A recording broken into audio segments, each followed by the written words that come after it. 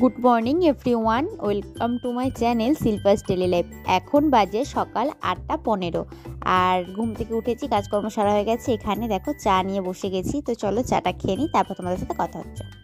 আজকে দেখো অনেক কিছু রান্নাবান্না করেছি আর বিকালবেলা চলে যাবো বাবার বাড়িতে।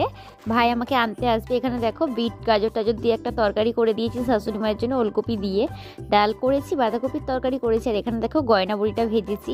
কিছুদিন আগে নিউ টাউনে মেলা চলছিল, সেখান থেকে বর গয়না বড়িটা কিনে নিয়ে এসেছিলো। আর শিম ভাজা করেছি, শাশুড়ি মা মাছ খায় না বলে ডিম ভাজা করেছি, আর একটু আলু ভাজা করেছি পোস্ত ছড়িয়ে। আর এইদিকে মাছের ঝালটা বানাচ্ছি।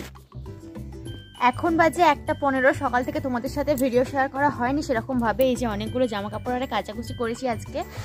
তো আজকে শনিবার, টিউশন আর পড়তে যাইনি, রবিবার বাদ। সোমবার থেকে কিন্তু আমার টিচিং শুরু হচ্ছে। বাড়ির সামনের স্কুলটাই নিয়েছি, তো ওইখানেই যাব। আর আজকে যাব বিকেলবেলা বাবার বাড়িতে, তো ভাবলাম নেল পেস্টটা নিয়ে আসি। নেল পেস্ট তুলে দিয়েছি, হালকা কালার একটা পরি, খুব ডিপ কালার পরে থাকবো না হাতেতে, সেই জন্য আর কি।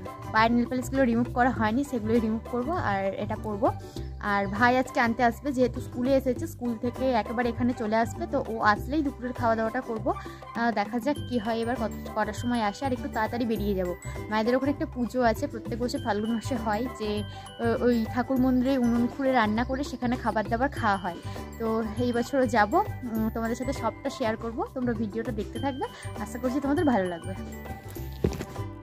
আনতে গিয়েছিল আর এখানে তো চলে এসেছি অনেক আগে, প্রায় তখন 3:30 বাজে এখানে চলে এসেছি। আর এসেছে আমার সব বড় মার মেয়ে এসেছে, তারপরে আমার পিসির মেয়ে এসেছে, দিদি, সব দিদিরা এসেছে। তো বেশ ভালো লাগে এই সমস্ত পুজো আর্চার দিনগুলোতেই আমরা আসি আর কি। পুজো টুজো হলে একসাথে সবাই হয়ে যায়। আর এখানে দেখো আমরা মন্দিরের কাছে যাব বলে রেডি হচ্ছি। আর আমার ভাইজিটার হচ্ছে জুতোটাতে একটু জল পড়ে গিয়েছিল, তো ওর মা মুছিয়ে দিচ্ছে, তার মধ্যে ও কান্নাকাটি করছে যে মুছিয়ে দিলেও হবে না। আর এই যে দেখো আমরা চলে এসেছি মন্দিরে। অন্যান্য বারে কিন্তু এই জায়গাটা পুরো ভর্তি থাকে, উনুনে ভর্তি থাকে। এইবারে কিন্তু হয়নি। গ্রামের প্রত্যেকেরই ব্রত রাখার কথা, বাট এইবারে হয়েছে কি প্রত্যেকে আলাদা আলাদা করে নিজেদের সময় মতো বারটা করে নিচ্ছে। আর সেই জন্য আর কি এটা আমাদের পাড়া থেকে করা হয়েছিল। মাত্র কয়েকটা ঘর, 9টা ঘর ছিল সম্ভবত। তো ওনাদের রান্না করছিলেন আর বেশ ভালো হয়েছে, কমজন বলে মন্দিরের দিকে উনুন করে মন্দিরের দিকে মুখ করে রান্না করতে পেরেছিল। আর এখানে কিন্তু আমাদের মেনুতে ছিল আজকে ছিল খিচুড়ি। অন্যান্য বাড়ি কিন্তু আমাদের টমেটো, বেগুন টেগুন এই সমস্ত সেদ্ধ করে ভাত হয়, এইবারে ছিল খিচুড়ি। তবে এগুলো কিন্তু কড়াতে নাড়লে হয় না, মানে কড়া তেল ব্যবহার করা যায়, তেল ব্যবহার করা যায়, কিন্তু কড়াতে নেড়ে আঁচ খাইয়ে রান্না করা যায় না।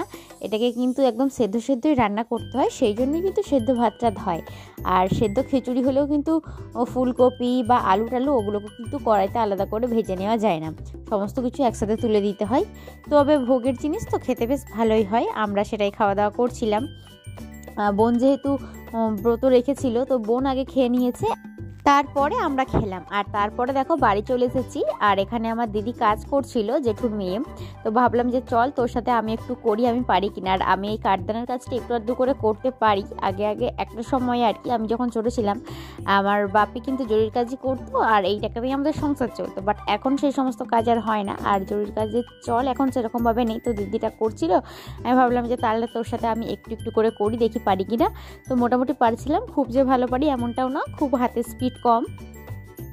আর আজকে দেখো রাত্রিতে মা এখানে আমাদের জন্য বানিয়েছিল ওই ভাজা পিঠে। তো খেতে ভালোবাসি, বাট দুটো খেয়ে গা গুলিয়ে যায়। চলো আজকের মতো ভিডিওটা আমি এখানেই শেষ করলাম, কেমন লাগলো জানিও।